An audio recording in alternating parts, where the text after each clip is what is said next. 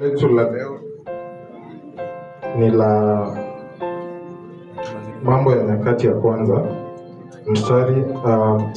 Mambo ya Nyakati ya Kwanza 29 mstari ni wa kwanza hadi 9. First Chronicles chapter 29 verses 1 to 9. Nitasoma. Kisha Mfalme Daudi akawaambia kusanyiko lote, Suleimani mwanangu, ambaye Mungu amemchagua peke yake, akali ni mchanga bado na mwororo, nayo kazi hii ni kubwa, kwani nyumba hii ya enzi si kwa mwanadamu, ila kwa Bwana Mungu. Basi kwa uwezo wangu wote nimeiwekea akiba nyumba ya Mungu wangu, dhahabu kwa vitu vya dhahabu, na fedha kwa vitu vya fedha, na shaba kwa vitu vya shaba, na chuma kwa vitu vya chuma, na miti kwa vitu vya miti, vito vya shohamu na vya kujazia, vito vya njumu na vya rangi mbalimbali, na mawe ya thamani na ya kila namna, na marimari tele. Nami tena kwa kuwa nimeiwekea nyumba yangu ya Mungu wangu shauku yangu, nami ninayo hazina yangu mwenyewe ya dhahabu na fedha, naitoa kwa ajili ya nyumba ya Mungu wangu. Zaidi ya hiyo, akiba niliyoiwekea tayari nyumba takatifu, yani talanta 3,000 za dhahabu ya Ofiri, na talanta 7,000 za fedha iliyosafika, ya kuzifunikiza kuta za nyumba, ya dhahabu kwa vitu vya dhahabu, na ya fedha kwa vitu vya fedha, na kwa kazi za kila namna zitakavyofanywa kwa mikono ya mafundi. Ni nani basi ajitoaye kwa moyo ili ajiweke wakfu leo kwa Bwana? Ni nani basi ajitoaye kwa moyo ili ajiweke wakfu leo kwa Bwana?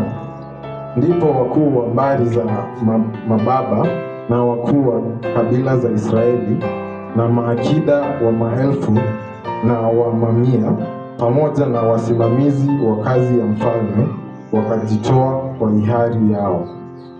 Nao wakatoa kwa ajili ya utumishi wa nyumba ya Mungu dhahabu talanta 5,000, na darkoni 10,000, na fedha talanta 10,000, na shaba talanta 18,000, na chuma talanta 1,100. Na wale walionekana kuwa na vito vya thamani wakavitoa vitiwe katika hazina ya nyumba ya Bwana, chini ya mkono wa Yehieli Mgershoni.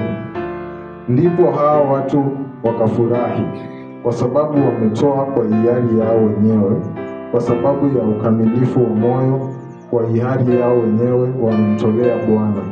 Mfalme Daudi naye akafurahi kwa furaha kuu. Nitarudia mstari wa 9. Ndipo hao watu wakafurahi kwa sababu wametoa kwa hiari yao wenyewe, kwa sababu kwa ukamilifu wa moyo, kwa hiari yao wenyewe wamemtolea Bwana. Mfalme Daudi naye akafurahi kwa furaha kuu. Hilo ndilo somo letu la leo. Na neno la Mungu ni neno ambalo imesaidia sisi. Mimi nimefurahi sana mpaka wakati kwaya iliimba, kwaya ambaye alikuwa inaonyesha kidole ya kwamba shetani shetani alali na kazi yake ni kusumbua kazi ya Mungu, na hana nafasi. Sasa unaona sasa mahali tumefika hapa, hana nafasi, si ndio? Tumesonga mbele na yeye tu anakuja na mambo yake, lakini hana nafasi. Kwa sababu siku ya leo tunaona kwamba Mungu ameweza kutuweka hapa pamoja ili tuweze kuabudu, ili tuweze kuomba yeye. Kwa hivyo tumesoma neno la Mungu. Tumesoma kwa Mambo ya Nyakati ya Kwanza mlango wa 9. Tumesoma mstari wa 1 mpaka 9. Hapo ndio sehemu ambayo nitazungumzia. Kama kuna sehemu zingine ambayo nitaongea pia, lakini zaidi hapo ndio ninaweza kuzungumza kwa siku ya leo pamoja nanyi kwa siku ya leo. Hapo sehemu ambayo tumesoma tunaona Waisraeli walikuwa taifa teule ambaye Mungu alikuwa ameteua kwa ajili ya kazi yake, na wakaendelea kuabudu Mungu. Ilipofika mahali wakatoka kando kwa sababu kuanza kuabudu miungu tofauti, lakini Mungu alikuwa bado anapenda hawa. Kwa hivyo kwa sehemu hii ukiangalia katika kumbukumbu la Torati, katika kumbukumbu la Torati, nafikiri wewe ni sehemu ambayo nataka tukupitia, alafu tuingie kwa text ambayo ni ya leo. Ukisoma katika kumbukumbu la Torati mlango wa 6, utasoma kuanzia mstari wa 10 mpaka 17. Utaangalia hao vile walikuwa katika desturi yao. Wakati umefikia mwisho ya mwaka, walikuwa wanashughulika kusanyika pamoja, walikuwa wanakuwa pamoja na kuabudu pamoja. Kwa hivyo jambo ambalo, kuna mambo manne ambayo walikuwa wanaendelea hapo. Jambo manne. Jambo la kwanza, walikuwa wakitoa, yaani kutoa. Walikuwa wanazungumzia sana mambo ya kutoa ukiangalia kwa hiyo chapter. Lakini jambo ambalo walikuwa wanaweka zaidi manane, walikuwa wanaweka mambo manne. Walisema the core 50 logistic task, the amount given was not a flat rate or a strict task. It scaled directly with the personal. Yani ukiangalia hapo wanasema jambo la kutoa haikuwa inawekwa kama sheria, haikuwa inawekwa kama ni lazima, lakini ilikuwa watu wanatoa kulingana na ile kiwango ambacho mtu anaweza kuwa naye. Jambo lingine ambalo walikuwa wanaweka pia manane, walikuwa nasema not empty handed. Every man had to bring a gift when appearing before God during the appointed festivals. Yani jambo lingine ambalo alikuwa anaweka manani ya kwamba walikuwa tukienda mahali tukisanyika, usikuje mikono mtupu, si ndio?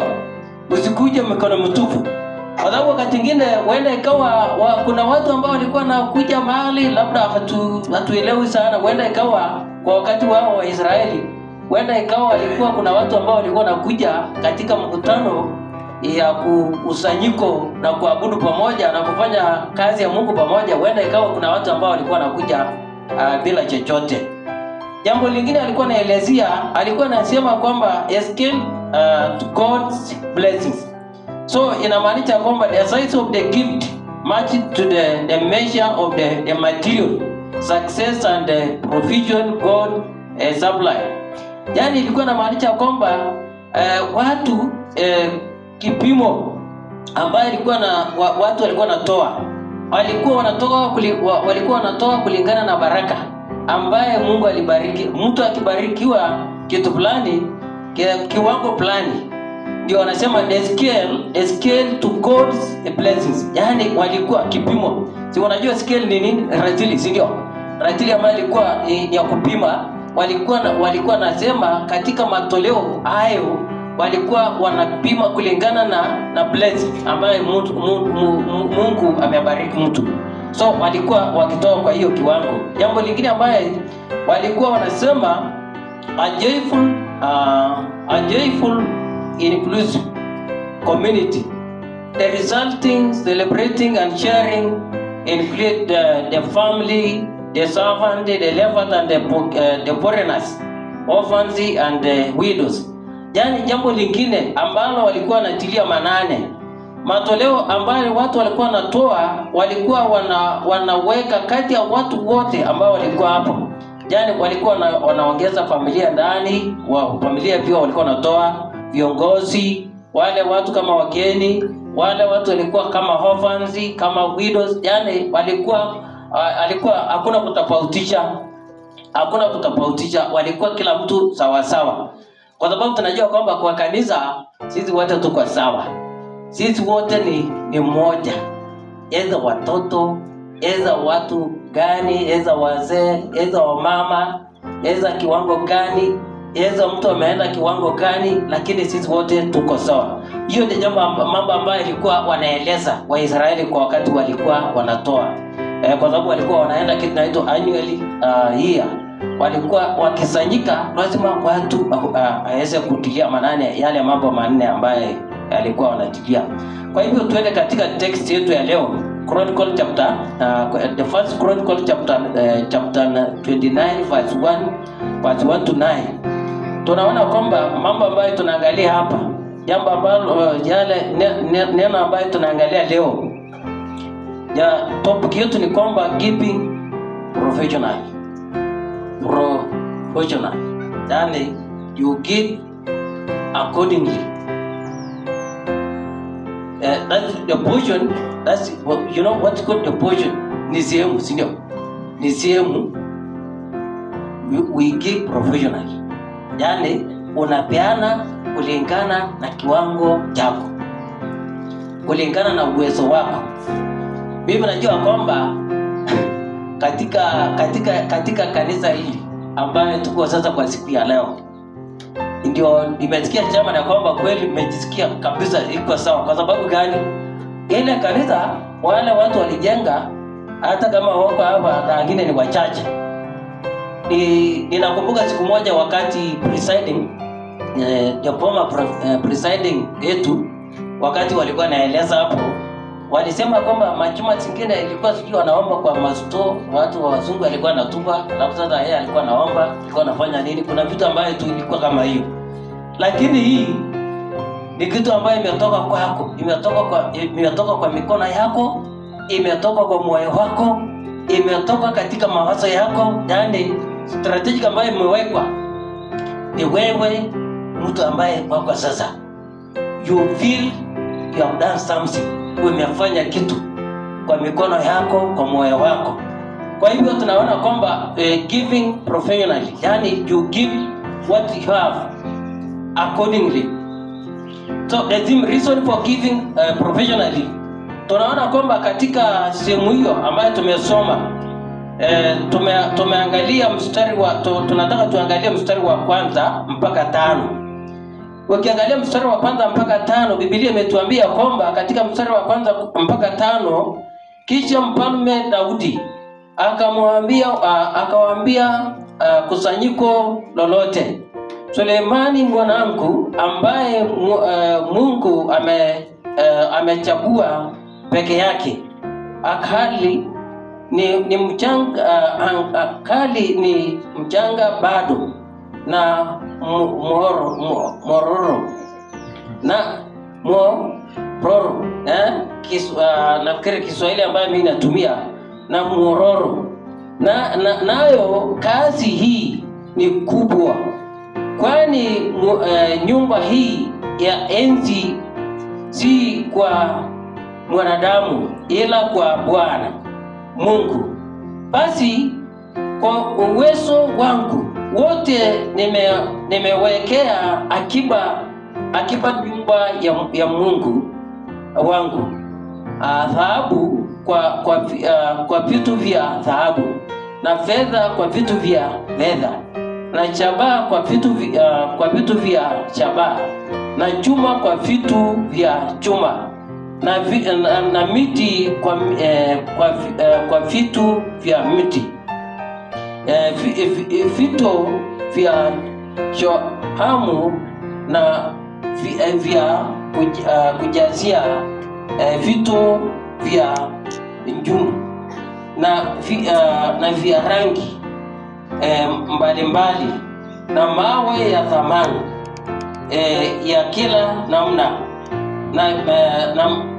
na mahari tele Nami tena kwa kuwa nimewekea nyumba ya Mungu wangu shauku yangu, nami ninayo hazina yangu mwenyewe ya dhahabu na fedha, ninaitoa kwa ajili ya nyumba ya Mungu wangu, zaidi ya hiyo akiba niliyowekea tayari nyumba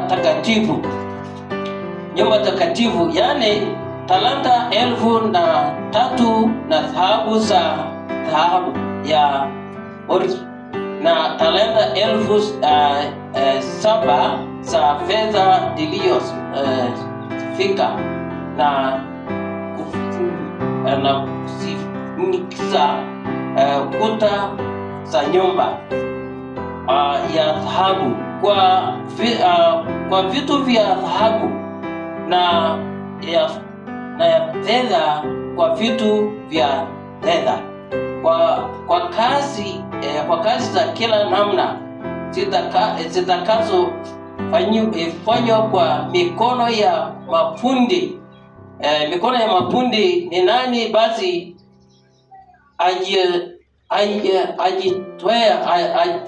ajitoae kwa moyo ili ajiweke wakfu leo kwa Bwana.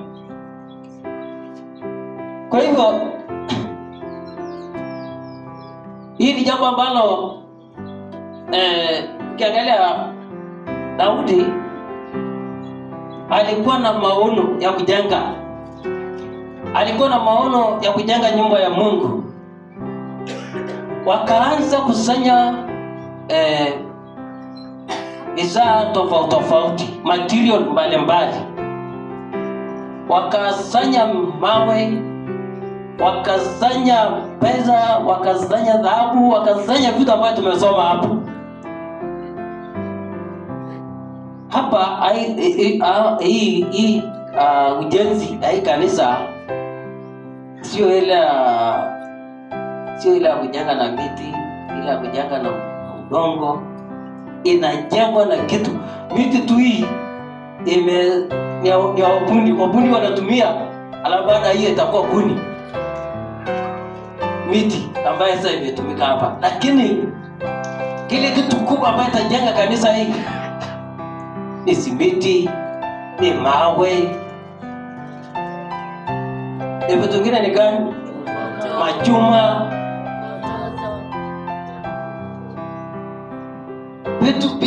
Vitu ambazo wanahitaji nini? Wanahitaji pesa. Vitu ambazo inahitaji pesa na inahitaji watu. Inahitaji pesa na inahitaji nani? Inahitaji watu. Inahitaji akili ya watu.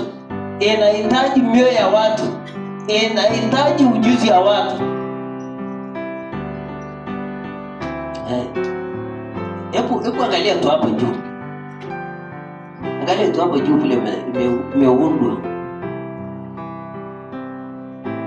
Lazima iweze kuwa na resources. Lazima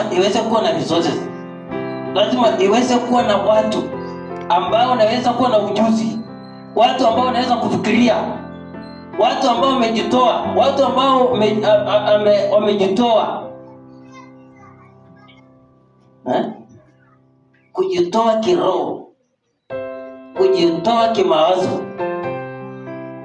na utaratibu na mpangilio. Kwa sababu Daudi alipojitayarisha katika mipangilio aliweza kufika mahali. Tukisoma Biblia vizuri, kuna mahali alifika, Mungu akasema hapana, kwa sababu yale mambo ambayo alikuwa anatekeleza haikupendeza Mungu. Mungu akaweka kando Daudi hakumaliza, lakini malizanya material. Alafu Suleimani kijana yake wakakuja kutekeleza kazi ambayo imesanywa baada material kujaa. Ninajua kwamba hapa wakati mnamwaga vitu hapa kweli inaonekana ya kwamba hata mtu akikuja hapa angalie atajua kwamba hapa kazi iko hapa. lakini kazi watu wamejitolea, watu wamefikiria, watu wameamuka, watu wamejua kwamba hii kazi ni nyumba ya Mungu ndio tunajenga. Kwa hivyo pointi ya kwanza katika mstari wa kwanza mpaka mstari wa 5, pointi ya kwanza ni kwamba we give professionally because it's the Lord, the house of the Lord. We have to give professionally because it is the house of the Lord. Tunapeana kwa sababu hapa ni nyumba ya Mungu. Tunatoa kwa sababu hapa tumekuja kuabudu. Unajua kama kuna mahali ambayo sasa sisi wote vile tuko hapa, hata mimi leo tu ya sisi kutoka kule nyumbani, mwingine anakuja miguu, mwingine anapanda pikipiki, mwingine anaweka gari mafuta, mwingine anatembea. Lengo kuu sisi kuja katika nyumba hii ni lengo kubwa tu, ni kuabudu Mungu, ni kushukuru Mungu, ni kutumika kwa nyumba ya Mungu. Hiyo ndio lengo kubwa. Najua mara kwa mara mimi naambia watu tukikuja kanisani, let us live as agendas outside. Tuache ile shughuli zingine, tuache huko nyumbani. Let us live the agendas outside the house of the Lord. Tukikuja hapa tuzungumze jinsi vile tutasikia neno la Mungu, tuangalie vile tutaweza kusikiza neno la Mungu, tuangalie vile tunaweza kufanya kazi ya Mungu ili kazi ya Mungu iweze kufaulu. Kwa hivyo jambo la kwanza, we give professionally because all people and including the other leaders, yani tunapeana. We give professionally because it is the house of the Lord. Tunapeana ile kiwango. Najua nakumbuka siku moja kuna mwalimu alikuwa anafundisha sisi. Akatuambia akasema kwamba niko na shilingi 800. Sasa hii shilingi 800 ni ya nani? Sisi tukasema si ni yangu. Ilikuwa kama darasa. Shilingi 800 ni yangu tu. Ni ya nani tena? Si ni yangu. Akatuambia hapana, unajua hiyo shilingi 800 kuna mwenye amekupatia na anatakana hiyo shilingi 800 ujue ngapi ndio unaweza kufanya nini? Naweza peana mwenyewe. Kwa sababu wetu umeambiwa wewe chika, lakini kuna mwenye ako na mwenye hiyo pesa. So tunasema kwamba sababu yetu ya kupeana, tunapeana kwa sababu ni kwa nyumba ya Mungu ambaye hiyo resources ni yake. Jambo la pili, tunataka kuangalia katika mstari wa 6 mpaka 8. Tunasema we give professionally because all people and including the leaders, all families decided to give willingly. So tukiangalia watu wote walikuwa katika hiyo mkutano, walikuwa kila mtu wamepeana kwa roho safi. They give willingly. We are supposed to give willingly. Tunatakana tupeane tukiwa mioyo yetu iko safi, iko sawa. Kiangalia mstari wa 6 mpaka 8, ndipo wakuu wa mbari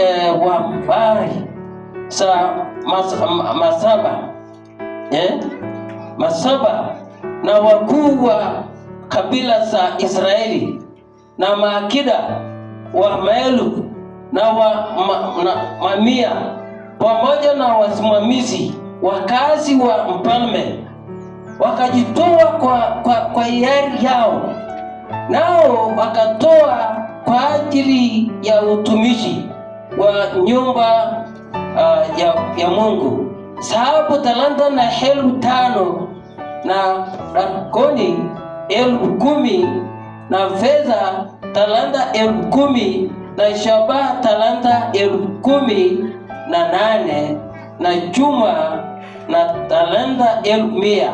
Na wale walioonekana kuwa na vitu vya thamani wakatoa vitiwe katika hazina ya nyumba ya Bwana chini ya mkono wa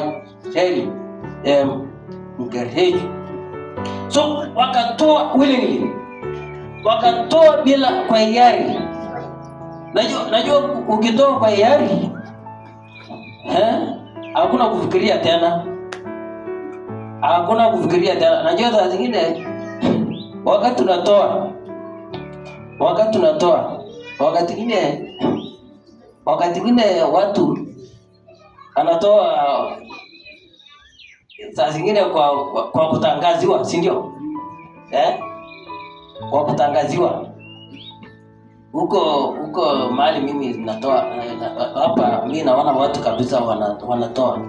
Huko mahali mimi niko saa zingine tukitangaza kwamba Jumapili ijayo Jumapili ijayo ni wakati wa kutoa, utasikia watu wengine wanajaribu kufanya nini? Wanajitafutia tu, naitwa LMX.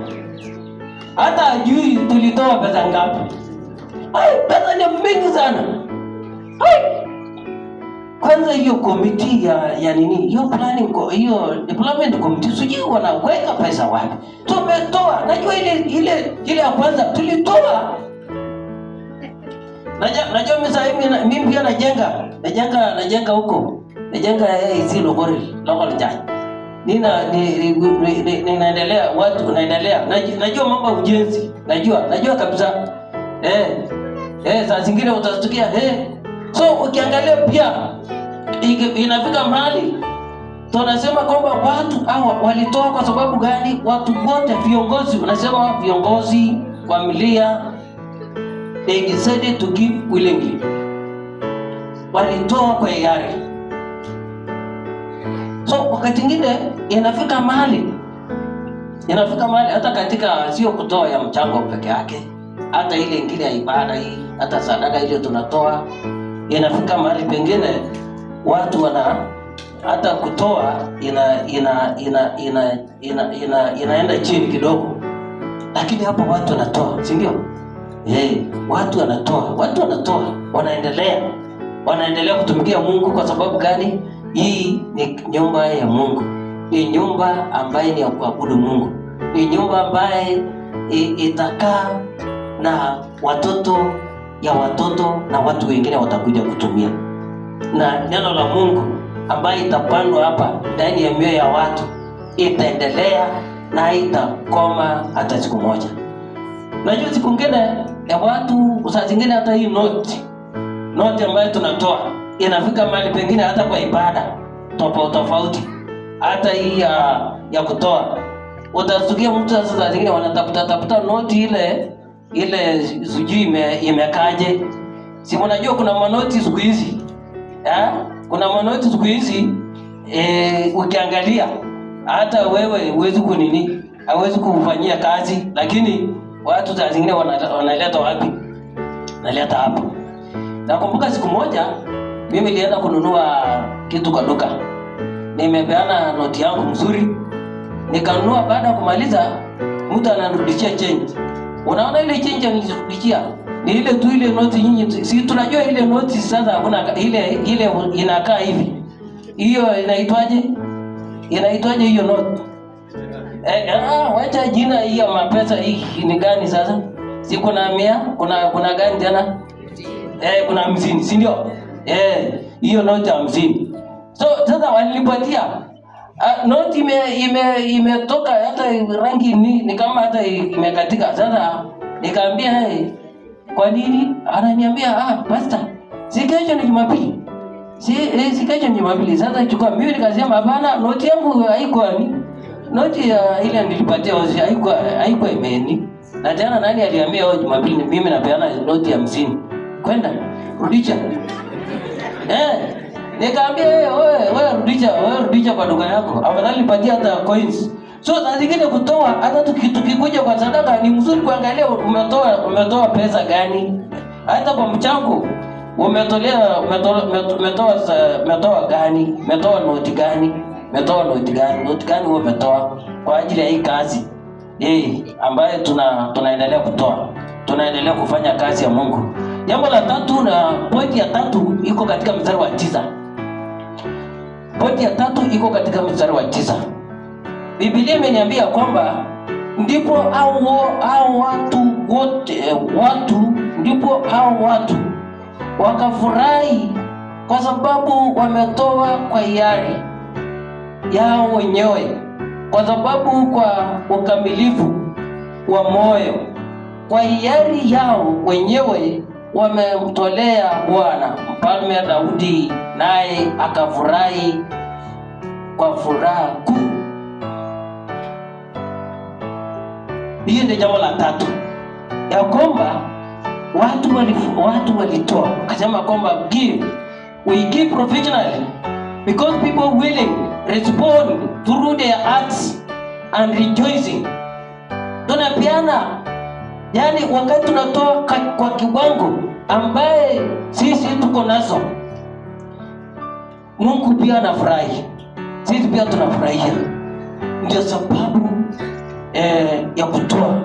We give provisionally because people willing respond through their hearts and rejoicing.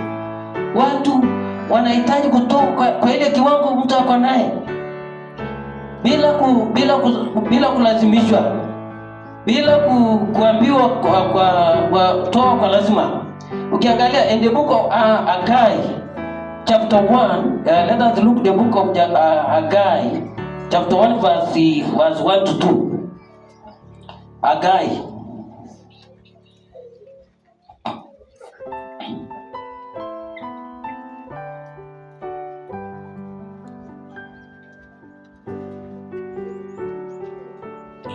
Haggai mlango wa kwanza mstari wa kwanza mpaka 2. Soma tu mstari 2.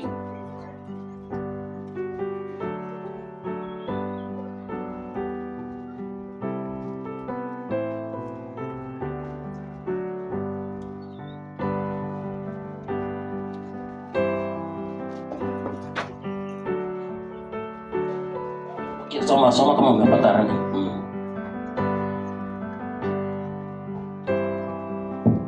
Okay, Haggai mlango wa kwanza mstari wa kwanza. Nasema, katika mwaka wa pili wa Dario mfalme, mwezi wa 6, siku ya kwanza ya mwezi, neno la Bwana lilimjia Zerubabeli mwana wa Shealtieli liwali wa Yuda, na Yoshua mwana wa Yehosadaki kuhani mkuu, kwa kinywa chake Hagai nabii kusema. Hili kasema, Bwana wa majeshi asema hivi, ya kwamba watu hawa husema, huu sio wakati utupasao kuja, huu sio wakati wa kujenga nyumba ya Bwana. Wakati wa Hagai alikuwa anasema kwamba tujenge, tuendelee kujenga. Watu wengine wakasema, hii sio wakati, bado wakati, tungoje wakati mwingine. Tungoje wakati. Naona sasa uchumi sasa imekuwa mbaya. So unajua wakati kama hii, kama sasa wakati wa sasa, watu wanasema uchumi ni mbaya, sio nini, unga imeenda juu. So je, mahindi ndio hii sasa ijakuwa sawa. Sasa tufanyaje? So wakati wa Hagai, watu wanasema bwana, tupumzike. Tungoje wakati tutakuwa na kitu ndio tuanze kujenga. Hii nyumba kubwa itamalizwa aje? Nakumbuka siku nyingine mimi wakati nilianza kufanya budget ya kujenga ile kanisa, tunajenga Lokori. Mkile kaweka kwa WhatsApp, mshiriki tu akasema kwa sababu nilikuwa nataka kila familia atoe 60,000.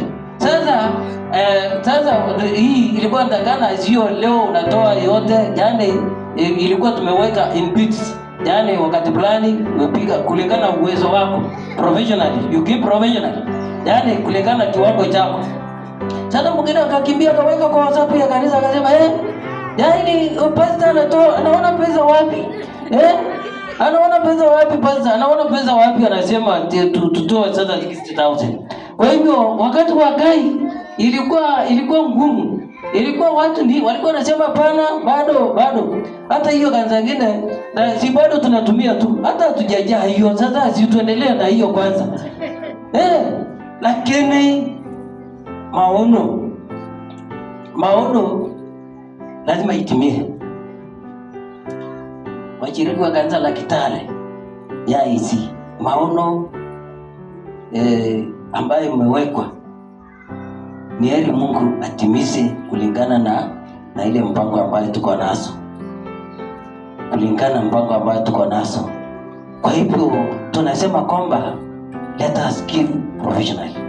Lazima tupeane, wacha tupeane kulingana na uwezo, kulingana na ile makadirio, kulingana na uwezo ambayo uko naye, lakini kazi ya Mungu itasonga mbele. Tunataka kuona katika Agano Jipya, kwa hiyo kitabu cha 2 Corinthians chapter 8 verse 1 to 7. Ukipata unasoma ili tuweze kuendelea kuokoa wakati. 2 Corinthians chapter 8 verse 1 to 7. Okay, Wakorintho wa pili mstari wa kwanza unasema, tena ndugu zetu tuwaarifu habari ya neema ya Mungu waliopewa makanisa ya Makedonia. Maana walipokuwa wakijaribiwa kwa dhiki nyingi, wingi la furaha yao na umaskini wao uliokuwa mwingi uliongezea utajiri wa ukarimu wao. Maana na washuhudia kwamba kwa uwezo wao na zaidi ya uwezo wao, kwa hiari yao wenyewe walitoa vitu vyao, wakituomba sana pamoja na kutusihi kwa habari ya neema hii na shirika hili la kuwahudumia watakatifu. Tena walitenda hivi si kama tulivyotumaini tu, bali kwanza walijitoa nafsi zao kwa maana kwa Bwana na kwetu pia kwa mapenzi ya Mungu. 6 anasema hata tukamwonya Tito kuwatimizia neema hii kwenu kama vile yeye alivyotutangulia kuanzisha.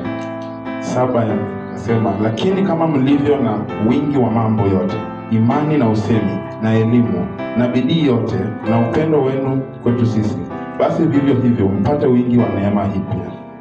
Waliweza kutoa mpaka kiwango ambaye ilikuwa natarajiwa. Kwa sababu gani? Walikuwa na moyo ya kutumika. Ninajua kwamba hapa watu wamejitolea.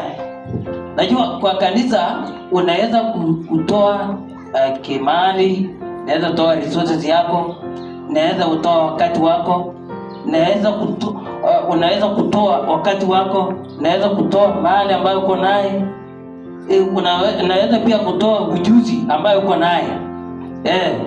Tunajenga kanisa kwa mbinu zote, kwa neno la Mungu na hata kwa maoni, kwa mpangilio zote.